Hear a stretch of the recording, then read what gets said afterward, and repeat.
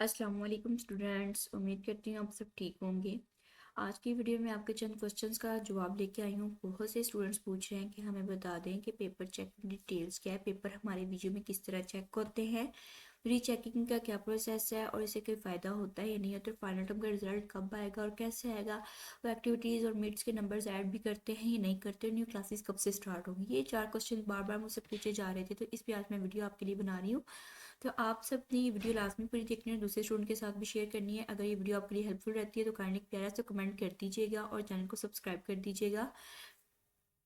और इसके अलावा आप हमारा अगर व्हाट्सएप कम्युनिटी ग्रुप ज्वाइन करना चाहते हैं तो वो भी कर सकते हैं, लिंक आपको यूट्यूब के बारे में मिल जाएगा। ठीक है, ये हमारा कम्युनिटी का ग्रुप है। ठीक है, आप ये ज्वाइन कर सकते हैं, यहाँ पे हर तरह की आपको हेल्प की जाती है। ओके, अब हमारा पहला क्वेश्चन है paper checking details. Paper check कैसे होते हैं? जैसे आप सबको पता है कि वर्चुअल यूनिवर्सिटी के अंदर जो हमारे एग्जाम्स होते हैं वो कंप्यूटर के एल्गोरिथम के अंदर वो सेट कर देते हैं हमारे इंस्ट्रक्टर्स, और इस तरह हमारे एमसीक्यूज वगैरह होते हैं। ठीक है, वो भी देखिए, अगर एक टाइम में आपके 5 बच्चों का, देखिए दिन में 5 दफ़ा पेपर होते हैं वर्चुअल यूनिवर्सिटी में। ठीक है, 5 टाइम अगर पेपर हो रहे हैं तो अगर 5 टाइम में एक ऐसा टाइम है लाइक 9 बजे किसी ना 3 बच्चों का पेपर है और वो था CS का, CS 101 का लगा लें आप। ठीक है, उसका ये एग्जाम था 3 बच्चों का। ठीक है, दिन में 5 टाइम पेपर होते हैं और 9 बजे पहला पेपर स्टार्ट हुआ है और 3 बच्चों ने दिया CS 101 का। अब 3 पेपर बने हैं, क्या वो तीनों पेपर सेम आते हैं? बहुत से स्टूडेंट का एक क्वेश्चन है कि तीनों पेपर सेम होते हैं। बिल्कुल भी नहीं, वो सारा पेपर सेम उठा के आपको वही नहीं दे देते। कॉन्सेप्ट वही होते हैं, बुक में से ही आता है, लेकिन क्वेश्चन चेंज हो देते हैं। हाँ, अगर वो 80 MCQs है उसमें से हो सकता है कि आपको वो 20 MCQs रिपीट हो जाए, 10 रिपीट हो जाए, लेकिन सेम टू सेम सारा पेपर नहीं आता। वैसा एल्गोरिथम हम सेट कर देते हैं। ठीक है, अब ये तो पॉइंट आपको क्लियर हो गया कि पेपर सेम नहीं होता। अब पेपर चेक कैसे होता है? देखिए, आपको जैसे पता है कि हमारे जो एग्जाम्स हैं वो सॉफ्टवेयर में बन रहे होते हैं। ठीक है, अब पेपर भी वैसे ही चेक होते हैं एल्गोरिथम के अंदर। वो एक कमांड हमारे इंस्ट्रक्टर सेट कर देते हैं कि उनको की दे देते हैं कि ये 80 MCQs हैं। ठीक है, ये तुमने बना दिया, अब इनकी की ये है। की में जिनके हमारे पास हमारे आंसर्स होते हैं ठीक है, उस की को साथ फिर वो क्या करते हैं, जब हमारा एग्जाम होता है फिर वो मैच कर रहे होते हैं 1 बाय 1 कि जो की में आंसर में मिला है, जो कमांड मिली है, क्या वो स्टूडेंट ने सही लगाया। तो वो फिर आपके क्या हो जाते हैं, MCQs वो आपके चेक हो जाते हैं। लेकिन अब स्टूडेंट का ये भी आंसर है कि जो सब्जेक्टिव होता है वो भी क्या एल्गोरिथम कंप्यूटर में ही चेक होता है? क्या वो कंप्यूटर चेक कर रहा होता है, AI होता है? तो वो AI नहीं होता, ये कंप्यूटर के अंदर उन्होंने एल्गोरिथम सेट किया होता है आपके इंस्ट्रक्टर्स ने। ये कोई AI आपके पेपर्स नहीं चेक कर रहा होता है। और बात कर लेते हैं सब्जेक्टिव की, तो सब्जेक्टिव में वो क्या करते हैं, सब्जेक्टिव जो आपका होता है वो आपके टीचर्स चेक करते हैं। अब टीचर वो नहीं है जो आपके LMS के ऊपर है। लाइक अगर मैं कहूँ कि हम LMS पे जाते हैं, CS 101 के वहाँ पे टीचर हैं, प्रोफेसर हैं, तो वो आपके पेपर्स चेक नहीं कर रहे होंगे। आपके पेपर कौन चेक करेंगे? एक जैसे एक स्कूल है, कॉलेज है, तो उनके नीचे उनका स्टाफ होता है। ठीक है, जो न्यूली एडमिट होते हैं और फ्रेशर होते हैं। ठीक है, फ्रेश फ्रेश उनका माइंड होता है, उनके पास कॉन्सेप्ट होते हैं, तो ठीक है, वो आपके पेपर ध्यान से चेक करते हैं। अब कुछ स्टूडेंट्स ये भी कह रहे होते हैं कि वो न्यूली होते हैं, वो पता नहीं, अब हमारे कॉन्सेप्ट को समझते नहीं, वो हमारे टीचर होता तो वो उसको समझ आती, फलां फलां फलां। तो ऐसा बिल्कुल भी नहीं है। ठीक है, तो आपने, तब आपको पता चल गया कि MCQs एल्गोरिथम में चेक हो जाते हैं और जो सब्जेक्टिव होता है वो नीचे उन्होंने रखे होते हैं, स्टूडेंट्स टीचर ही लगा लें आप, वो चेक कर रहे होते हैं, वो आपके कंसेप्ट बेस्ड चेक करते हैं। ठीक है, अब बात कर लेते हैं चेकिंग के, तो आपको पता चल गया किस तरह हमारी चेकिंग होती है। रीचेकिंग का क्या सीन है, करवानी चाहिए या नहीं करवानी चाहिए? रीचेकिंग अगर कोई करवाता है तो पर पेपर चेक होने पे आप पे करते हैं 500। ठीक है, अब आपने इसमें से काफ़ी स्टूडेंट्स कहते हैं कि हमें पेपर रीचेक करवाने चाहिए, क्या ये बोर्ड का सीन होता है जिस तरह बोर्ड में होते हैं वैसे ही है, क्या है?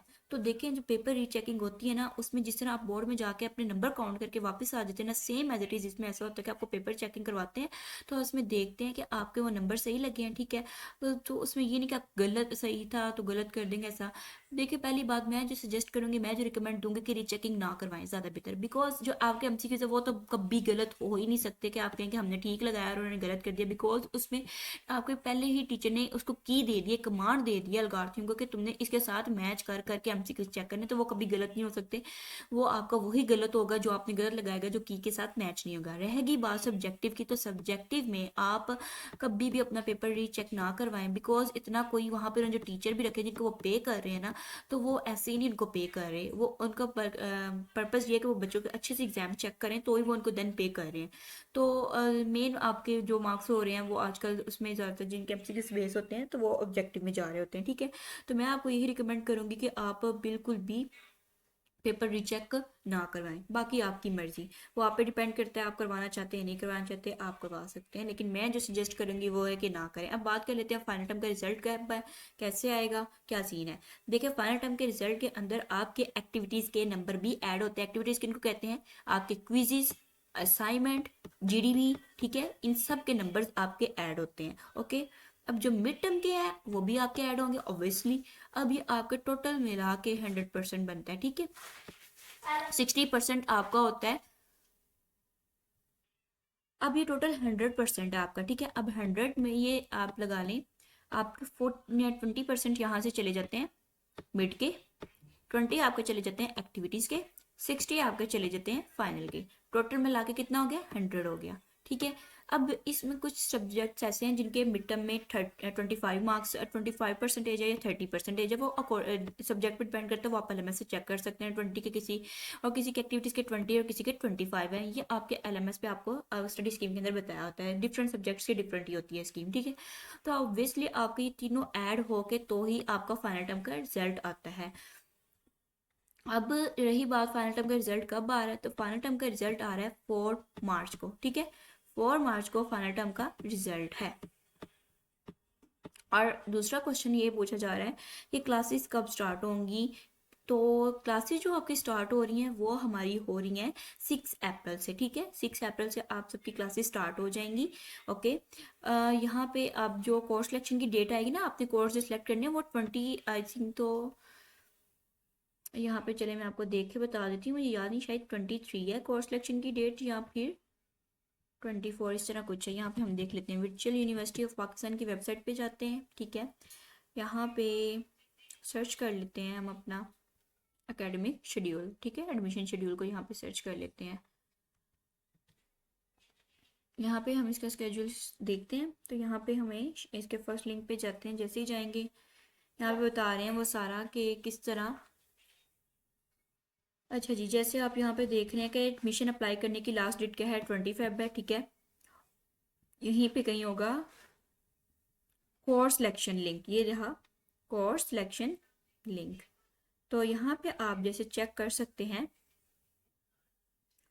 वेयर इज 3 मार्च को कोर्स सिलेक्शन का लिंक ओपन हो जाएगा, ठीक है। तो यहाँ पे भी आप देख रहे हैं आपकी क्लासेस कब स्टार्ट हो रही है, 6 अप्रैल से हो रही हैं। ये सारी इन्फॉर्मेशन आपको यहाँ पे एकेडमिक में दी हुई है। तो इसके अलावा फिर मैं लास्ट पे कहूँगी कि आपको वीडियो अच्छी लगी है तो आप अपने स्टूडेंट क्लास वालों के साथ भी शेयर करें और चैनल को सब्सक्राइब करें, वीडियो को लाइक करें, प्यारा सा कमेंट करके जाएँ, और आप हमारा ये चैनल लाजमी सब्सक्राइब करें। यहाँ पे आपको इन्फॉर्मेटिव जितनी भी वीडियोज़ होती हैं आपके लिए लाई जाती हैं, ठीक है। आपको गाइड दिया जाता है किस तरह अपनी वर्चुअल यूनिवर्सिटी में स्टडी करनी है, कितना आप CGPA इसमें 3 पॉइंट+ CGPA ले सकते हैं, ठीक है। ईच एंड एवरी इन्फॉर्मेशन आपको यहाँ पे दी जाती है। और टिकटॉक पे भी आपको बहुत सी यहाँ पे इंपॉर्टेंट बताए जाते हैं, जो भी हमारे पास यहाँ पे इवेंट्स आ रहे होते हैं अकॉर्डिंग टू वर्चुअल यूनिवर्सिटी में, ठीक है। और इसके अलावा आप लास्ट में मैं यही कहूँगी, आप हमारा व्हाट्सएप चैनल भी ज्वाइन कर सकते हैं, ठीक है। यहाँ पे आपको इन्फॉर्मेशन मिलती रहती है, आपके साथ डिस्कस किया जाता है। आपको यहाँ पे आपके स्टडी के रिलेटेड भी जितने भी ग्रुप्स हैं वो भी आप यहाँ पे ज्वाइन कर सकते हैं। मिलते हैं फिर नेक्स्ट वीडियो में, अपना ख्याल रखिएगा जी, अल्लाह हाफिज़।